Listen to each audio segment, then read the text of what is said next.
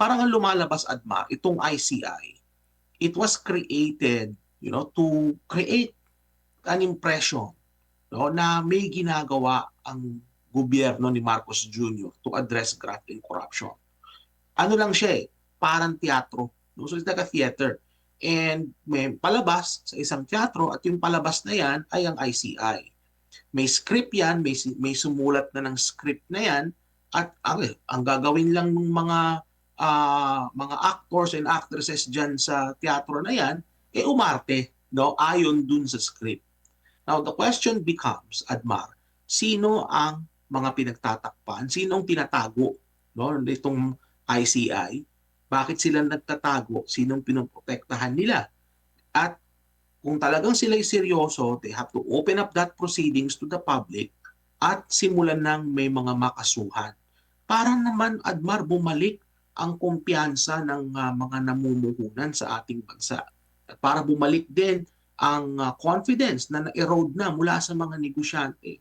Kasi nakikita na natin ngayon yung adverse effect, no, ng kakulangan ni Marcos Jr. in terms of addressing itong issue ng hindi lang Admar sa flood control, kasi nga yung flood control na yan, that is only the tip of the iceberg. Napakarami pa, no, na problema sa graft and corruption and incompetence sa ating bansa.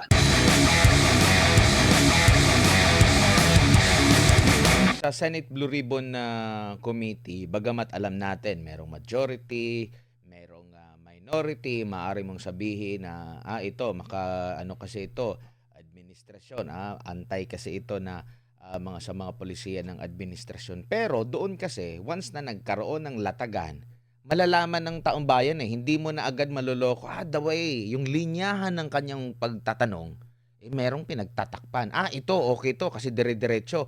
Yung mga ganun. At least, doon, yung transparency na sinasabing meron na raw transparency ngayon at gustong mapanagot, at least nakikita ng taong bayan na totoo talaga na kumbaga, mas masasabi ko pa nga na nagiging independent pa yung yung mga ganong klase ng pagdinig sa Senado. Kasi lahat pwedeng magdebate doon, pwedeng hindi sumasang-ayon sa dawin na pagtatanong, pero at least nakikita ng taong bayan, hindi sila bulag at makikita, malalaman nila, uy, may pinagtatakpan itong si senador, uy, medyo nilihis kasi after nung may ibinulgar, wala nang follow-up question. Yung mga ganun na katanungan na mismong makakapagsabi ngayon, talagang totally blind ang ating mga kababayan. Gaano kadelikado yan na blind ang taong bayan? Tingin mo ba, Doc, sa perspektibo nyo po, kayang matabunan or malihis ang pag-iisip ng ating mga kababayan sa mga ginagawa nito? Okay, bago ko sagutin yan, there is an argument na sinasabi dyan na kaya hindi live stream yung proceedings is that nag-iimbestiga sila.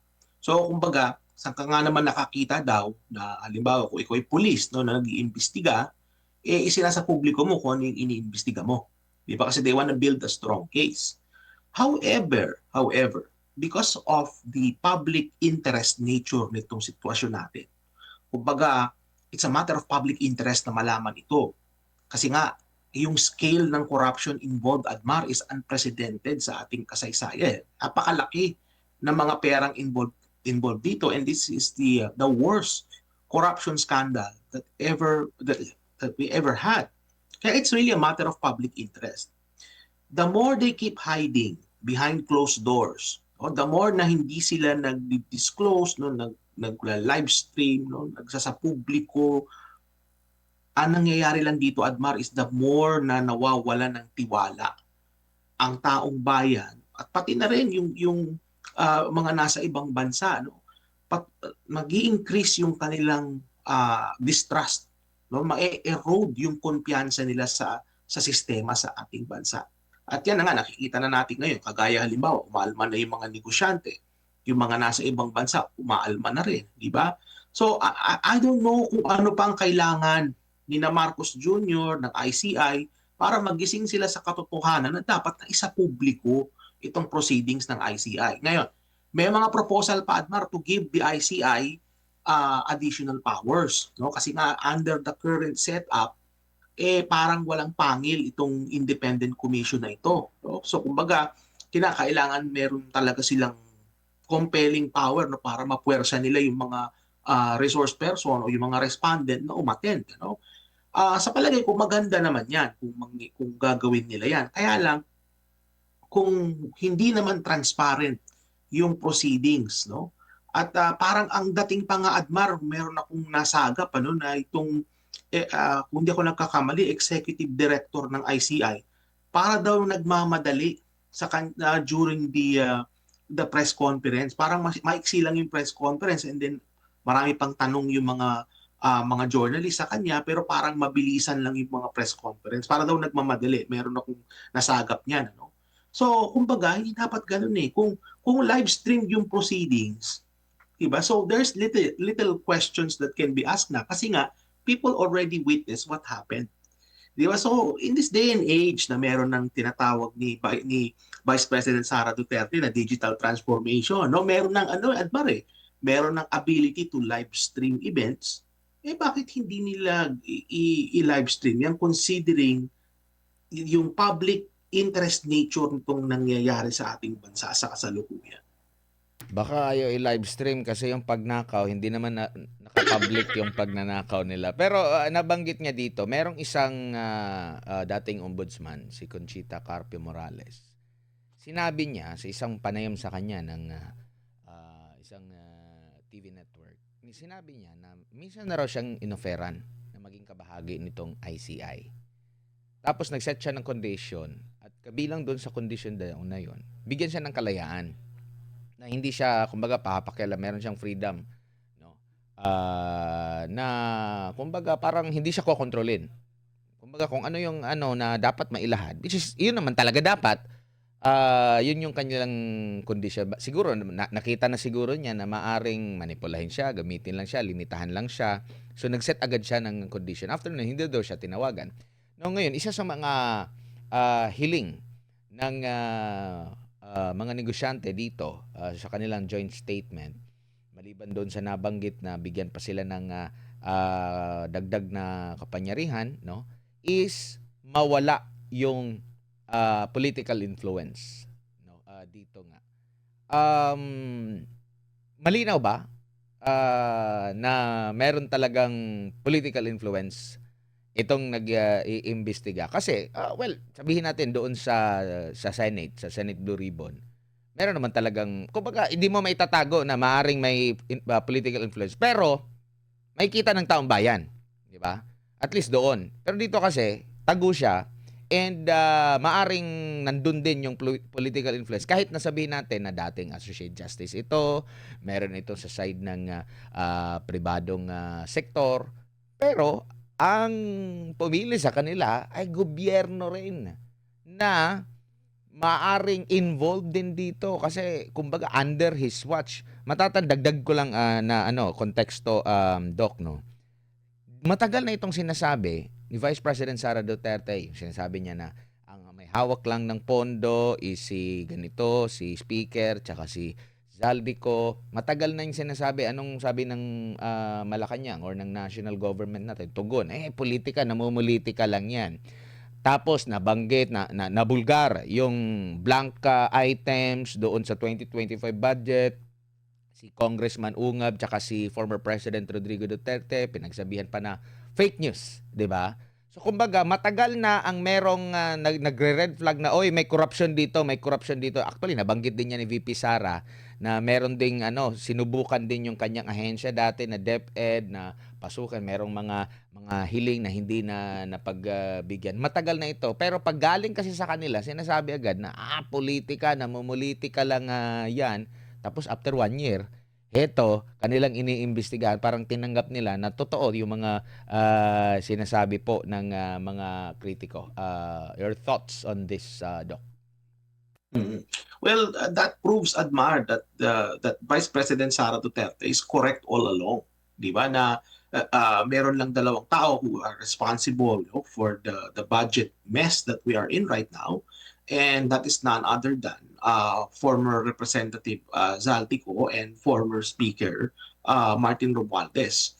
So, kumbaga, since these people were already named, no, not just by the Vice President, but their names also appeared during the Blue Ribbon Committee hearings, Admar, no? Merong nag-mention about yung mga luggages, di ba? Na yung mga bag na mga sako-sakong basura, no? Which it turns out to be cash na dinadala sa bahay ni Zaldico at meron din daw na di umano ng mga dinala sa bahay ni Speaker Martin Romualdez sa isang lokasyon dito malapit pa nga sa Malacanang yata yung kalsadang yun, no? So kumbaga, since their names are already implicated, I think it would be fair for the public to know what they have to say. And the longer these proceedings are kept private, the more na talagang magdududa ang tao. So, parang ang lumalabas, Admar, itong ICI, it was created, to create an impression, no, na may ginagawa ang gobyerno ni Marcos Jr. to address graft and corruption. Ano lang siya parang teatro. No? So it's like a theater.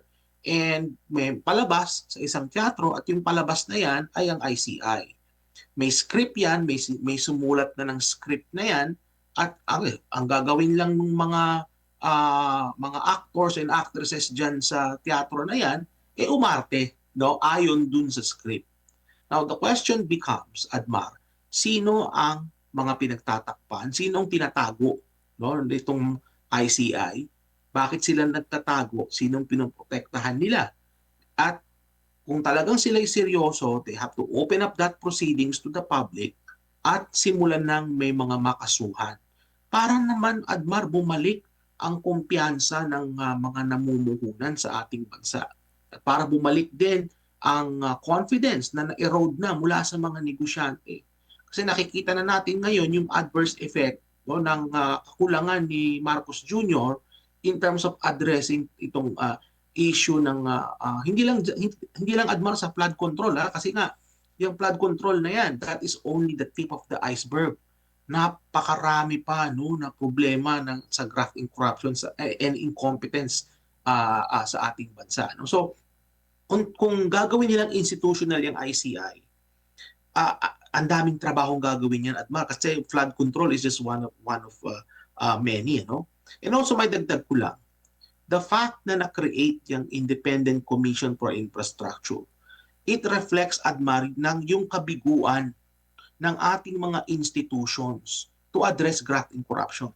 Kasi kung gumagana yung ating institutions properly, there is no need to create an Independent Commission for Infrastructure. Hindi mo na kailangan magdagdag pa ng isa pang ahensya para gawin yung ginagawa ng mga iba. Nandyan si Ombudsman, nandyan si COA, no? Nandyan yung DOJ, di ba? Nandyan ang mga korte. Bakit hindi nagko-coordinate ng ayos para ma-resolve itong issue na ito? And we have to create a new agency to do what these other agencies are doing. It's very, very inefficient sa palagay ko, no? From a governance perspective. So clearly, under kay Marcos Jr., the fact na kinreate niya ang ICI shows that under his watch, yung ating mga institutions that are meant to safeguard yung pera ng taong bayan hindi gumana ng maayos. Na kompromiso, Admar, these institutions have been compromised under kay Marcos Jr. unfortunately. Sa tingin niyo po ba, pagkakataon na ito dapat ng kasalukuyang administrasyon na patunayan at makabalik yung pogi points? Dahil dito sa mga nakalipas na ng survey, mas pinagkakatiwalaan talaga ng taong bayan pinakamataas na mga posisyon, no? Mula presidente, vice presidente, senate president at speaker of the house. Ang pangalawang pangulo sa recent nga na survey ng Pulse Asia, lumalabas 33 ang approval ni BBM habang 55 ang approval ni VP Sara Duterte. Dito sa disapproval, talagang nangangalahati.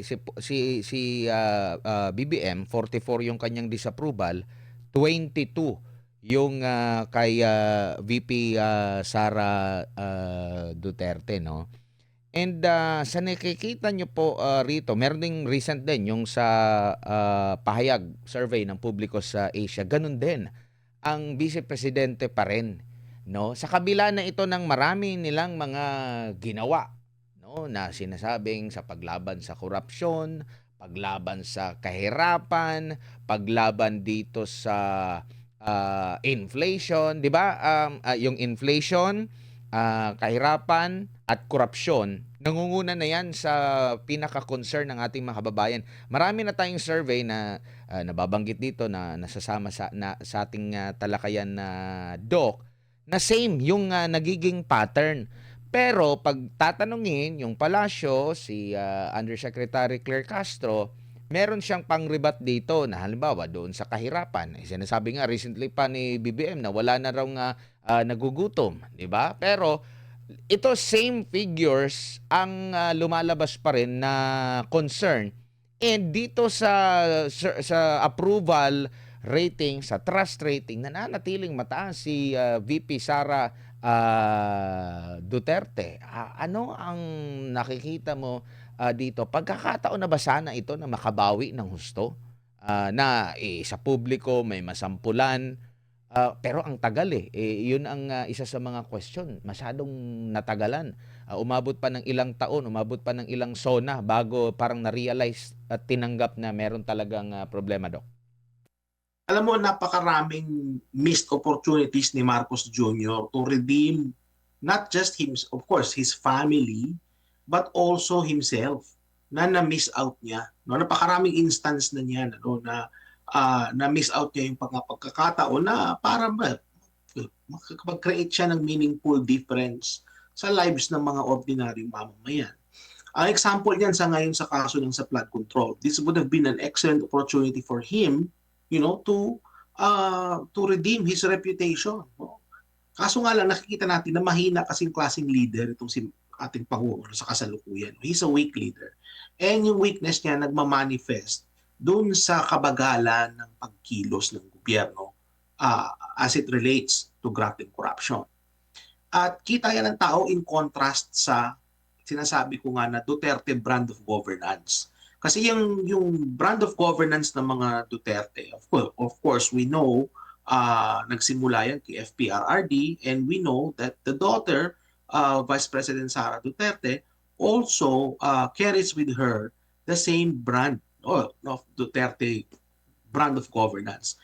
At yan ay nakikita yan ng tao. And of course, nabanggit ko rin kanina, Admar, na ang mga mamamayan, na-realize na nila na nabudol sila. So, and yung realization na yan, na nabudol sila, is reflecting na sa mga survey. And makikita mo, Admar, consistent. No? Regardless of the polling firm, of course, may mga fly-by-night din na polling firm na hindi dapat paniwalaan. Ha? Pero yung mga reputable na mga polling firms, gaya na pinakita mo sa screen, kagaya halimbawa also ng Publicus Asia, no? Makikita natin that the results are consistent.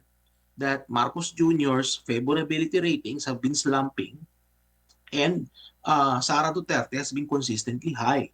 So that reflects na ang taong bayan, they can see already the difference between the two. And parang nagpapakita yan, Admar, nung tinatawag nating buyer's remorse.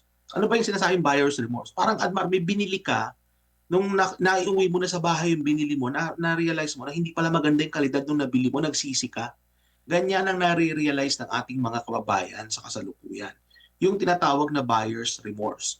Now, it took some people na mabilis lang na ma-realize nila na sila'y nabudol. Ako for one, I still gave Marcos Jr. Admar the benefit of the doubt, no, noong mga unang 2 taon. Pero of course, nakita ko na ang takbo ng ating sistema sa ating gobyerno is going from bad to worse. No? So ako mismo nagsasabi na nabudol din ako. Eh ngayon, yung mga negosyante, ngayon lang nila na-realize yan at sila come out into the open na sinasabi nila na, Marcos Jr., you have to do something. To the effect na pati sila nabudol din. No? So these numbers reflect yung current situation ni Marcos Jr., which reinforces yung narrative, Admar, that precarious yung sitwasyon ngayon ni Marcos Jr. Ibig sabihin ng precarious, hindi stable. Kasi makikita mo, no, that people are liking the vice president more than liking the president. The private sector is speaking out. Ordinary people are out in the streets. No? And I won't be surprised kapag ka mas lalaki pa ng lalaki yung mga kilos protesta. So, if I'm Marcos Jr., I should be fast.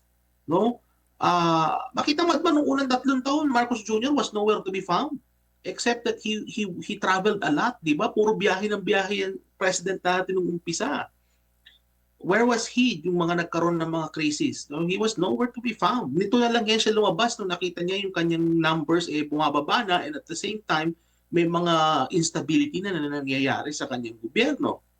Hindi ba? So, there were many instances na na-redeem sana niya yung kanyang reputation, but yet he missed many of those opportunities. Ito nga ngayon sa flood control, dapat hindi na niya sayangin yan. Kaya lang, it seems to me, hindi sila seryoso sa pag-address ng graft and corruption. They're more busy protecting people than actually addressing the issue of graft and corruption. Opo.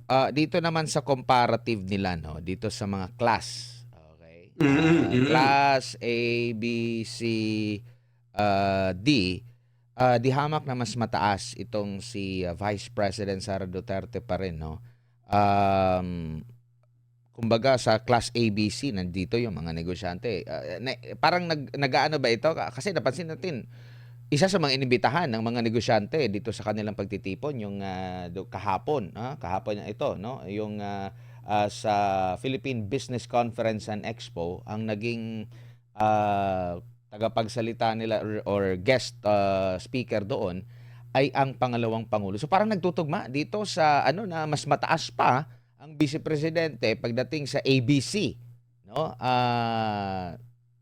Kumbaga nagkakaroon na sila ng kumpiyansa sa pangalawang pangulo. Mas mataas pa nga ito sa si President BBM bumagsak ng 10% yung kanyang trust rating sa ABC na class. Ganon din sa D, no? Lalo na rin sa E. Bagamat si VP Sara medyo malaki ang bawas galing doon sa E, no? From 81 to 71. Pero mananatiling mataas ito, majority ng mga Pilipino, Doc. Well, makikita natin na focus tayo sa ABC muna.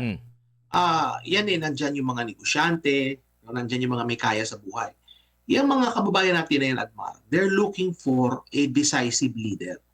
Sa kagaya halimbawa ng issue ng graft and corruption, sabi ko nga kanina, the more na nagtatagal sila sa pag-solve ng issue na yan, the more na nagmamabagal sila, the more na nag-i-enact sila na matagal. Kumbaga, in action, kada araw na nasasayang nila dyan, ay malaking tubo ang nawawala sa mga negosyante. So, ang kinakailangan ng mga negosyante is someone who's decisive.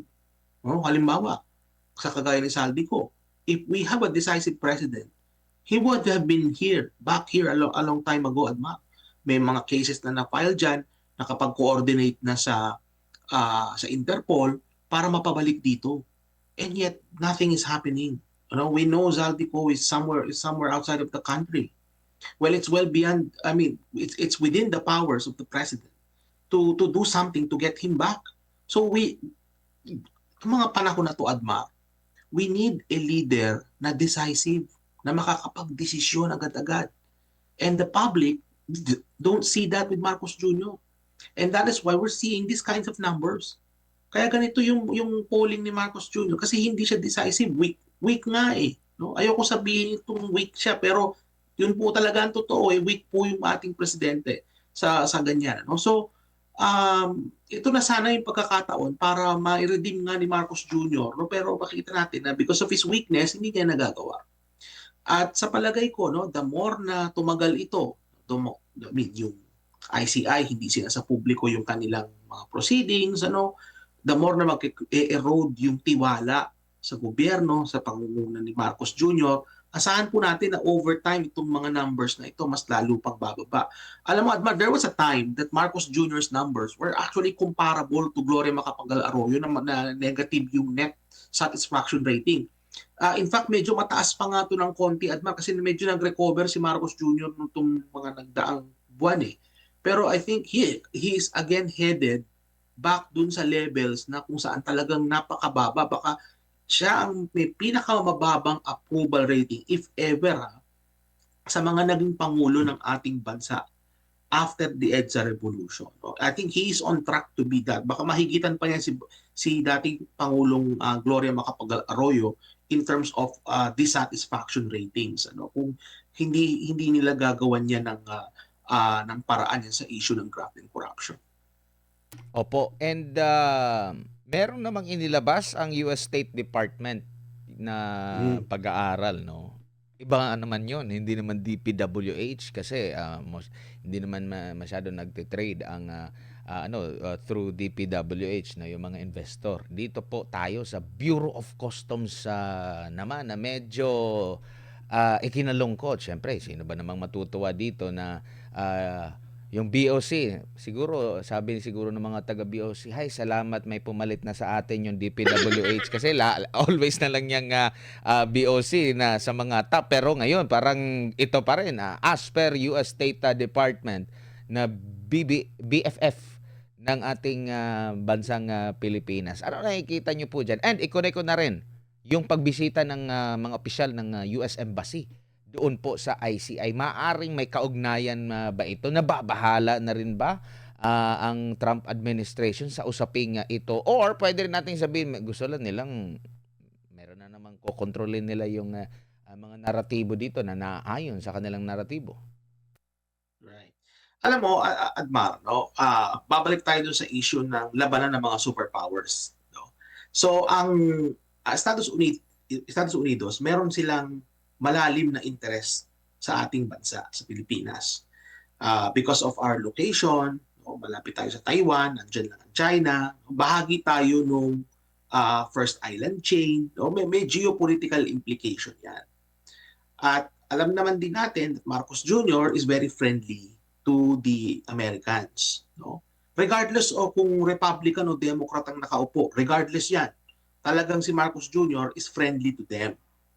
So, ibig sabihin, it is in the best interest of the Americans to keep Marcos there. So, kumbaga, kung may mga threats of destabilization, hindi gusto yan ng Estados Unidos. Bakit? Kasi under our Constitution, ang uupo si Vice President Sara Duterte.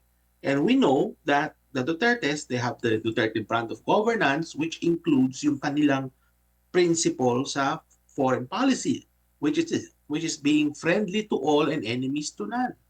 So which means kapag ka naging ganyan yung foreign policy natin, hindi na gusto yan ng Estados Unidos. Kaya sa palagay ko, ang ginawa nung kung sino man yung bumisita sa ICI, I think they offered assistance in terms of trying to uncover graft and corruption. I think yun eh. It seems to me parang they were there to ensure na tutulungan sila ng Estados Unidos.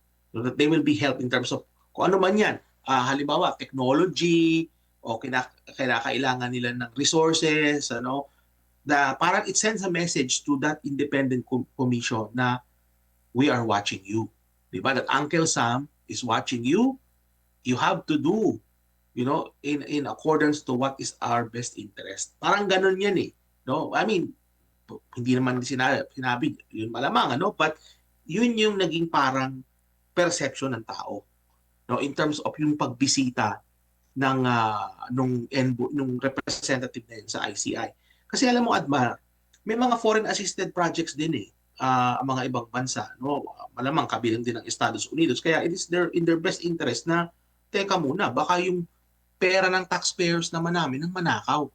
Hindi ba? So meron din ganong narrative yan. Kaya binabantayan din yan, Admar, ng ibang bansa, no? Given the current geopolitical climate that we are in. Opo, same din doon sa yung sa Bureau of Customs, dapat din Doon maimbestigahan. naman sa customs, well, again, connected na naman yan sa graft and corruption. Diba? Kasi nga, in-identify nila ang Bureau of Customs to be the most corrupt. And rightfully so. Actually, parang paligsahan yan, Adman, sa graft and corruption eh. So you have the BIR, di ba? Kasali rin yung BIR diyan sa pa-contest ng graft and corruption. Kung sino yung mga pinaka-corrupt. DPWH, di ba? Nandyan ang customs, At nandyan din dati yung NFA. Kasi nga yung NFA ngayon nawala na ng pangil. Pero nung araw, yung NFA, runner up din yan sa mga pa-contest ng graft and corruption. Isama It's mo one na of the yung most NIA. corrupt. Basta merong Yeah. infra, merong either taga-kolekta ng buwis o di kaya ay tagapagtayo ng mga infra. Yan yung mga common na nababansagan na mga corrupt na ano. Oo.